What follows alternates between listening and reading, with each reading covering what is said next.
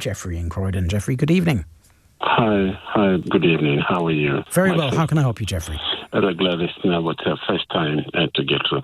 I just want to get this out of my system and see what my position is. I work as a locum with this organization.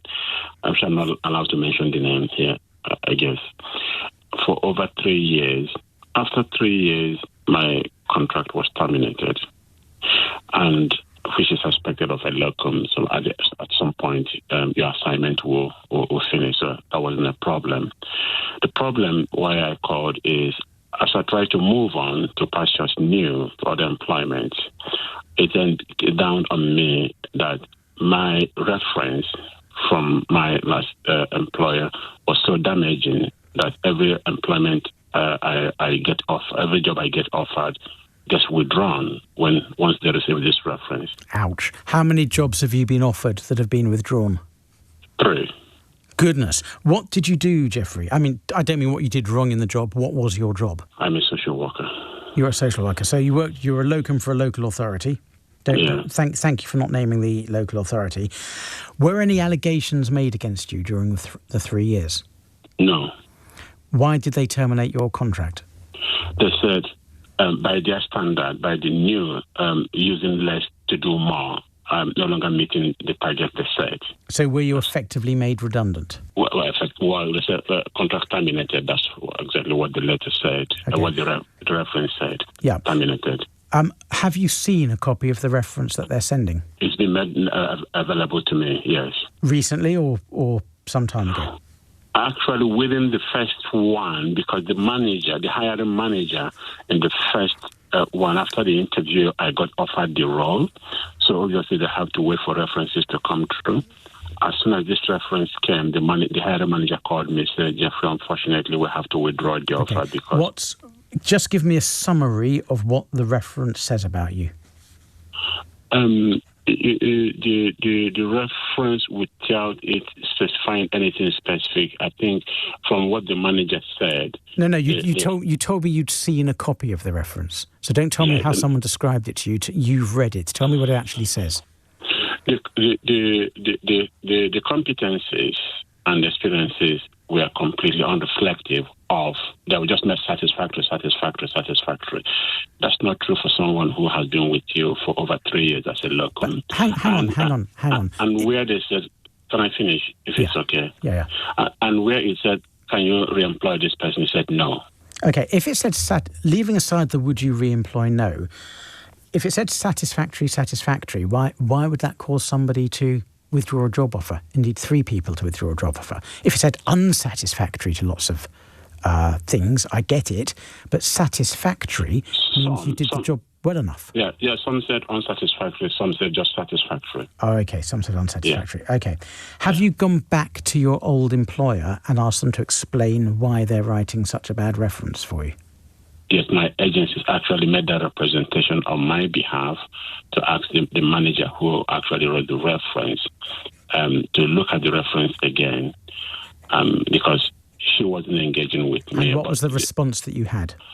That I knew that my performance wasn't up to speed anymore. So that's why she's not changing the reference. That's the reason. Okay, so they're standing by it. Yes. Were you ever given any warnings, whether formal or informal, or put through any performance management? No performance management, no investigation, no conduct issues, nothing. All right, well, this sounds very bizarre. I'm going to tell you the law, but I'm not sure I've got a magic wand to wave here to help you massively, Jeffrey, because it does sound like you're in a very difficult situation. The law says that references have to be fair, accurate, and complete. They're the legal tests, fair, accurate, and complete. Now, I'm going to assume that this reference is unfair and inaccurate. It's not accurate. Okay, Right. so let's assume that's the case because there is always the possibility that you might not know that you did something wrong, but I'm going to assume that the reference is genuinely unfair and inaccurate. You can take the local authority that engaged you for 3 years to court for giving a negligent reference, one that's unfair and inaccurate. And you would win that case if it is indeed unfair and inaccurate. You can get an injunction to compel them to give you an accurate, fair reference. More importantly, you can get compensation from them to reflect all the loss of earnings you've suffered as the result of having job offers withdrawn.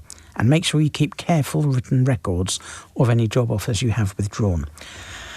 But, and here's why I said I've got the legal answer for you, but it might not help you massively. An injunction is going to cost you a lot of money if you go down that route.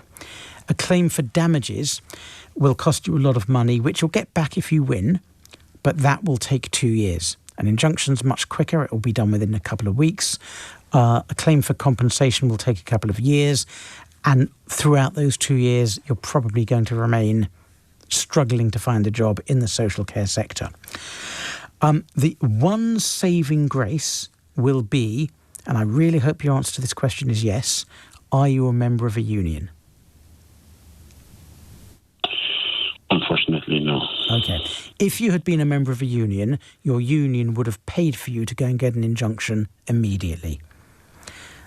And what would that, explain what that injunction is again, please, and how it works. Well, an injunction is where you ask a judge to order the old, I'm using the word employer loosely because you came through an agency, they weren't technically your employer, Correct. but I'll use the word employer loosely, to order your old employer to give you a fair, accurate reference, not an unfair, inaccurate one.